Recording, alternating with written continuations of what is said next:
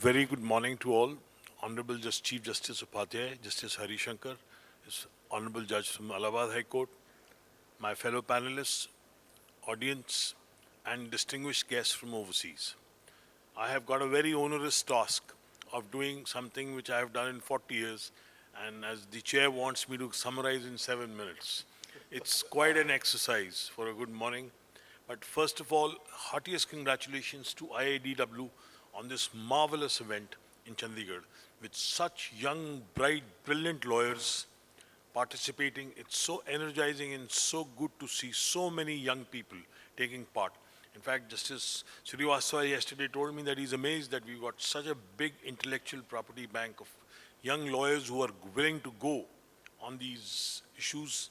And I have seen a conference of this kind for the first time in Chandigarh, which normally happens in Delhi or maybe London or somewhere in America or whatever. So now coming to the core issue. I have been practicing this subject for the past 40 years. I did my first matter in the chambers of my late senior Justice Kuldeep Singh in 1986. Let me put you in a context. Indian couple of Hindu religion moves to London, acquires British nationality. There is a dispute. Child wants, woman of a father, either parent wants the child to be relocated or brought to India. Dutch father, German woman, British parent, marrying an Indian, a dispute. Marriage is under Special Marriage Act, a marriage is under Hindu marriage law. Child born in India to a couple who's visiting, no passport. Divorce settlement already having taken place in Netherlands. Child is brought or sought to be brought to India.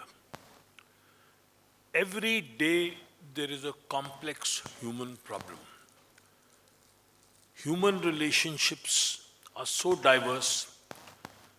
We are 30 million out of a population of 1.4 billion living in about 180 countries.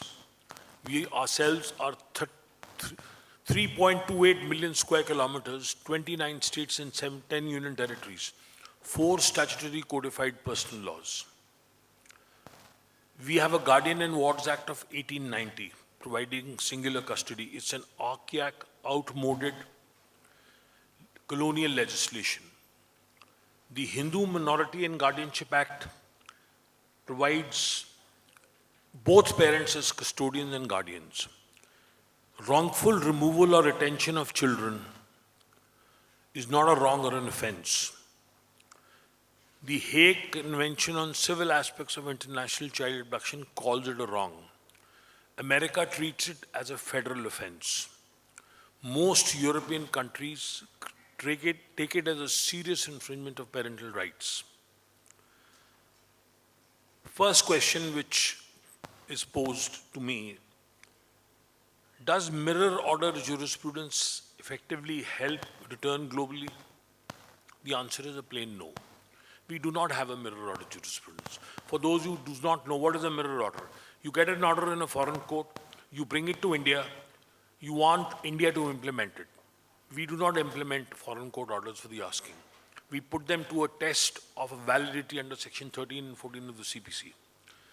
If they are ex-party orders, then obviously they fail the test. What do we bank on? We bank on the welfare of the child. Where do we get it from? We have signed the Convention on the Rights of the Child in 1992. We have amended the Juvenile Justice, Care and Protection of Children Act. We have incorporated the definition of the best interest of the child by lifting the words from the convention. So that is the best barometer we have before us. How do we differ from America? America has signed the Hague Convention. America has not signed the CRC. We have signed the CRC. We have not signed the Hague Convention. So if we are faced with a mirror order jurisprudence, we do not take a mirror order. I took a mirror order from a Delhi High Court bench to the US and got them conditions implemented which enabled the return of a lady with 2 children. But it doesn't work the other way. Second question which has been put to me, from the Indian perspective, if wrongful removal or retention is not considered an offense, can shared parenting be addressed under domestic guardianship laws? The answer is no. Our Guardian and Wards Act of 1890 does not talk of shared parenting, joint custody. Report number 257 of the Law Commission, many subsequent decisions of different high courts and the Supreme Court have yielded law made by the court, but statutorily there is no position whereby domestic guardianship statutory laws can answer a question of this nature. Now the next question is in an international context, is the grave risk exception a deterrent to returning children from the removed jurisdiction? Yes. The first question which a court abroad puts to a couple or a parent who wants to retain or remove a child to India is,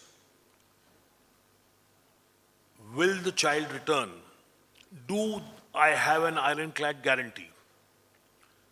What are the systems which you can put in place to ensure the return?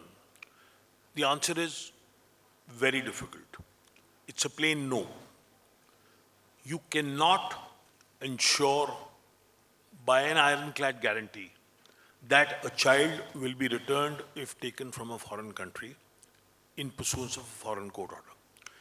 If the child is brought to India in a writ petition under the Constitution of India, a court in parens patriae jurisdiction will determine the best interest and welfare of the child and then decide summarily on the basis of affidavits whether the child is to return or not to return.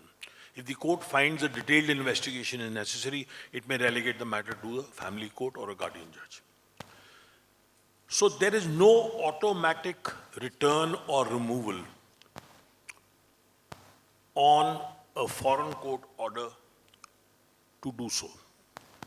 Now, is signing the Hague Convention the best option? I have been pursuing this agenda for 40 years with the Hague, with the Indian government, with diplomatic community. I was part of Honorable Justice Bindal Committee. We did hearings for 3 years. We came out with a 2-volume report. We have even suggested a bill to define wrongful removal and detention, and then we wish to accede to the convention. But we sit on it, children suffer. We are now getting into a problem called parental alienation syndrome,